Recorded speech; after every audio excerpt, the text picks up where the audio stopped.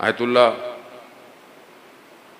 نخوتکی اصفہانی شاگرد تھے مرزا کمی کے. مرزا کمی، شیخ مرزا کمی، کم میں حرم کے ساتھ ایک قبرستان ہے، اس کے اندر دفن. ان کا بیٹا کہتا ہے، استاد فاطمی نیاز کا بیٹے نے بیان کیا کہ کیا وجہ تھی کہ آیت اللہ نخوتکی اصفہانی اس مقام پہ تھے. بہت بلند مقام تھا. یعنی وہ کہتے تھے کہ کوئی اپنی حاجت لے کر آئے، مجھے بتانے کی ضرورت نہیں ہے، میرے گھر کا صرف دروازہ کھٹکھٹایا کرے، اس کی حاجت پوری ہو جائے گی. اس مقام پہ پہنچنا، تصرف، کائنات کی چیزوں میں تصرف کر لینا. تو وہ کہتے ہیں، پوچھا کہ ان کے پاس کہ کیسے تھا؟ کہا جتنا نور وہ کماتے تھے نا عمل سے، اس کو بچا کے رکھا. 40 دن کوئی عمل خلوص سے کیا جائے، 40 دن بعد حدیث ہے کہ انسان کے وجود سے حکمت کے چشمے پھوٹنا شروع ہو جاتے ہیں. کتنے دن؟ 40 days. مگر یہاں تو 4 گھنٹے بچانا اپنے آپ کو بڑا مشکل کام ہے. کیوں؟ کیونکہ ہم نیکیوں کے بارے میں تو سمجھتے ہیں کہ یہ نیکی ہے، دشمن کو نہیں پہچان رہے، دشمن شناسی نہیں کر پا رہے کہ کون ہے جو کھینچ رہا ہے. امن ہے، پیس ہے. انسان جنگ کی تیاری امن میں کرتا ہے. اگر آپ ملک میں خدا نہ خواستہ کوئی بعد میں پرابلم ہو، ابھی امن ہے، اللہ کرے کہ امن قائم رہے، ہر جگہ دنیا میں امن قائم رہے. لیکن اگر تیاری نہیں کی ہوگی تو دشمن ایک ہی دفعہ میں آپ کو اٹیک کرے. اسی طرح جوان کیا کرے کہ شیطان سے لڑنے کی تیاری کرے. نفس جو اس کو کھینچتا ہے دنیا کی، اس سے لڑنے کی تیاری کب ہوگی؟ جیسے جنگ، امن میں جنگ کی تیاری ہوتی ہے، اسی طرح مسلح پہ جوان اپنے جہاد بن نفس کی تیاری کر سکتا ہے. اب مسلح پر میں بیٹھتا ہوں یا نہیں بیٹھتا؟ پہلی سوال. یقیناً بیٹھتے ہوں گے، مسلح میں نماز پڑھتے ہی ہوں گے کہیں نہ کہیں. تو کیا نماز پڑھتے ہوئے توجہ، تضرع، انسان متوجہ ہے کس کے سامنے کھڑا ہے؟ جتنی کنسنٹریشن نماز میں ہے اتنا مضبوط انسان نماز کے بعد ہے. جتنی ہلکی نماز ہے زندگی بھی اتنی ہلکی ہے. تو اب مجھے یہ توجہ دینی ہے کہ یہ صرف بات نماز کی نہیں ہے کہ لوگوں نے یار مولانا صاحب آپ روز نماز ہی کی باتیں کرتے ہیں. بھائی مسئلہ یہ ہے کہ حدیث و روایات میں اپنے گھر سے تو لایا نہیں. پہلا سوال قبر میں نماز کا ہے، اور جو آدمی پہلے سوال ہی کو پاس نہ کروا پایا، اگلے سوالوں کی باری نہیں آئی. لیکن ظاہر ہے وہ نماز جو ولایت کے اقرار کے بغیر ہو، وہ اس میں بتانے کی ضرورت نہیں ہے. لیکن ہم لوگ کیا کرتے ہیں؟ ہم ولایت کے اقرار پہ خوش رہتے ہیں کہ بس مولا کو تو مانتے ہیں، نماز کی تو خیر ہے، مولانا صاحب کیا ہے، مولا جانے اور نمازیں جانے. لیکن بہرحال نماز ہوگی، اطاعت ہے نا. جب امام روز عاشور کربلا میں اول وقت نماز پڑھ رہے ہیں، جنگ ہے، حالت جنگ میں نماز بھی ڈیفرنٹ ہے، لیکن نماز پڑھ رہے ہیں، سر سجدے میں دیا، کس کی خاطر؟ خدا. تو ان کے چاہنے والوں کو تو یعنی سب سے پہلے آگے، میں اس پہ بحث ہی نہیں کر رہا.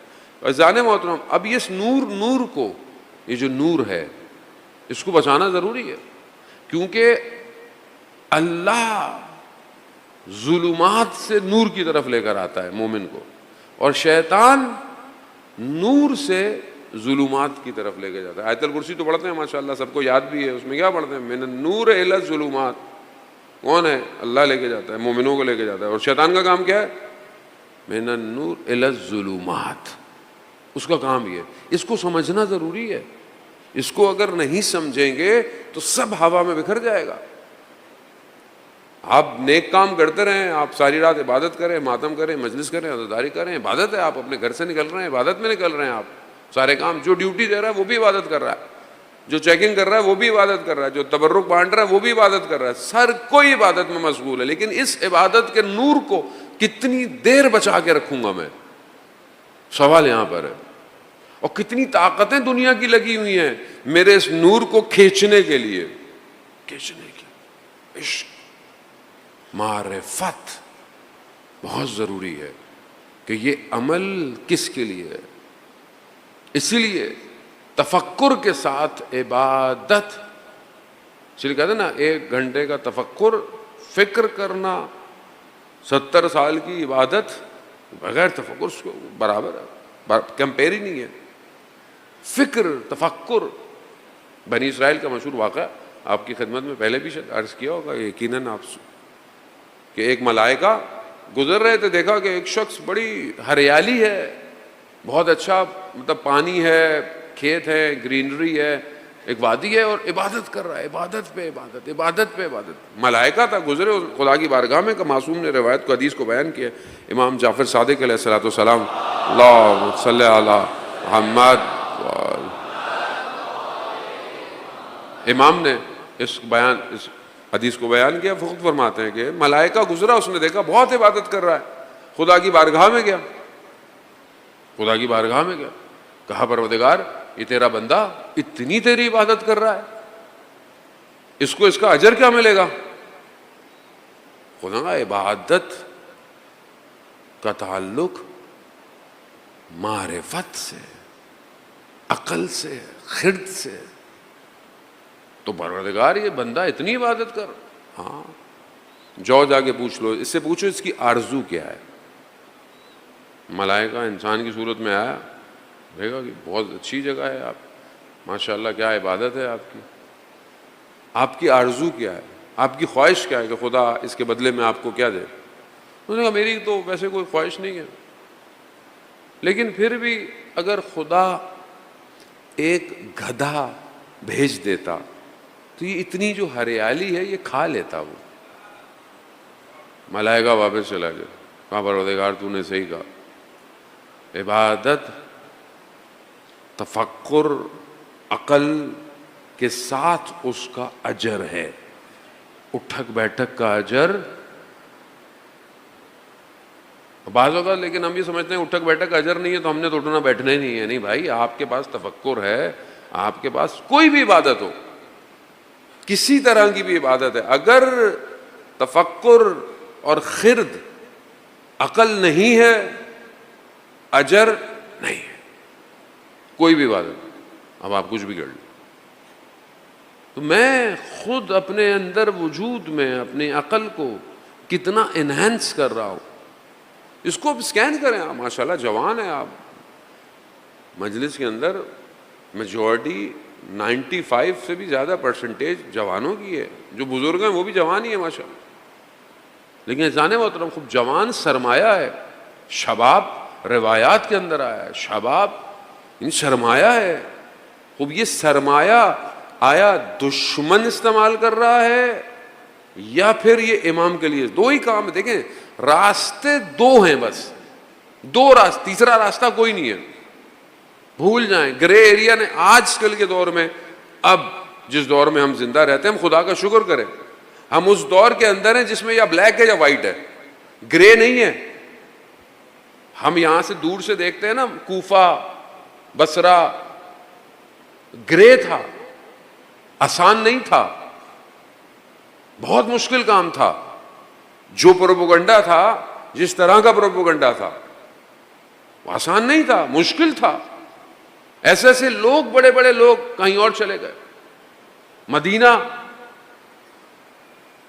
گرے ایریا تھا.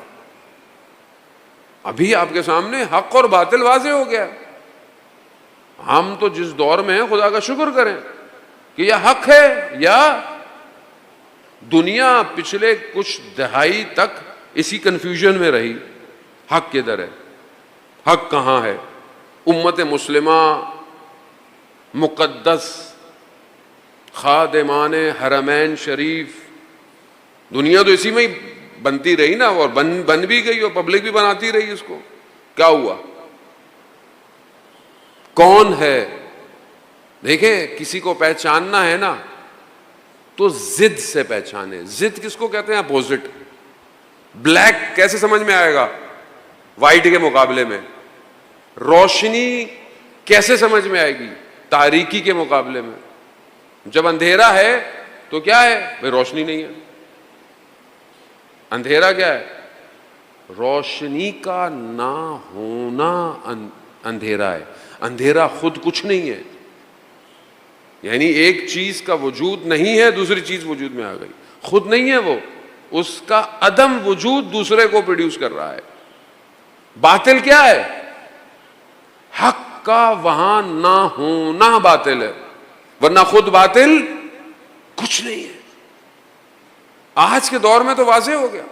پہلے مسلمان سمجھتے رہے کہ ادھر ہے یہ ادھر ہے یہ ادھر ہے، آج تو واضح کر دیا. دشمن کون ہے انسان کا؟ اسلام کا دشمن کون ہے؟ واضح ہے آپ کے اوپر. مسلمان جو ہیں وہ مسلسل پچھلے 2 سال سے مارے جا رہے ہیں. فلسطین میں، غزہ میں ڈھیر کر دیا، پورے شہر کو تباہ کر دیا. ہزاروں کی تعداد میں خواتین بچے مار دیے، رپورٹر مار دیے، ڈاکٹر مار دیے، سب مار دیے. پوری امت مسلمہ خاموش ہے. یہ مذہب رسول کا مذہب ہے، یہ مکتب حسین کا مکتب ہے. مسلمان تو وہ تھے جب پہلی سٹیٹ وجود میں آئی تو 313 تھے، چند گھوڑے تھے، تھوڑی سی تلواریں تھیں اور سامنے ہزاروں کا لشکر تھا، مگر ایمان تھا. ایمان، ارادہ مضبوط تھا. رسول کی رہبریت میں دشمن کو ختم کر دیا. اور آہستہ آہستہ آپ کے سامنے اسلام کہاں پھیلا. پھر دشمن نے کیا کیا؟ دشمن نے پلاننگ ایسی کی کہ بھائی مسلمان کے اندر ہی گھس جاؤ. یزید ڈپلائیڈ ہے، شروع سے دشمنی پیچھے سے چلتی آ رہی تھی، ڈپلائمنٹ کی ہے. باہر سے تو مسلمان سے جتنا بھی، ابھی بھی آپ دیکھیں نا، باہر سے کوئی حملہ کرے سارے مسلمان متحد ہو جاتے ہیں ماشاءاللہ. جیسے ابھی 12 دن کی جنگ کے اندر تمام مسلمان جو بیدار مسلمان تھے، بہت سارے لوگ تو ابھی بھی سو رہے ہیں، جو بیدار تھے آپ پاکستان کے اندر دیکھ لیں، چاہے وہ اہل سنت ہو، چاہے وہ بریلوی ہو، چاہے وہ جتنے بھی فرقے ہیں، سب متحد ہو گئے. اتحاد آ گیا. کیوں؟ کیونکہ اصل جنگ اسلام کی اور کفار کی ہے.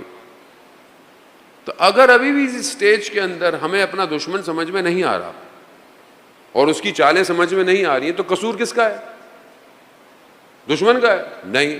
حق کا ہے؟ نہیں. میرا قصور. اپنے آپ کے قصور کو ایکسیپٹ کریں کہ میں انڈرسٹینڈ نہیں کر پا رہا حق اور باطل کو. اس کی ایک وجہ ہے، یا تو پھر میں اپنی دنیا میں اتنا مگن ہوں کہ میرا دل نہیں، یا پھر میں دشمن کے پروپیگنڈے کا شکار ہوں. ابھی بھی آپ دیکھیں ہمارے اپنے درمیان میں چیزیں بہرحال ہوتی ہیں. وہ آہستہ آہستہ عزیزان محترم اپنے بصیرت کو جتنا انہینس کریں گے، عبادت بھی قبول ہوگی اور امام کے بھی اتنا قریب آئیں گے. خوب اب ہم اس نور کو کہ جو ہمیں مل رہا ہے اس کی حفاظت کرنی ہے.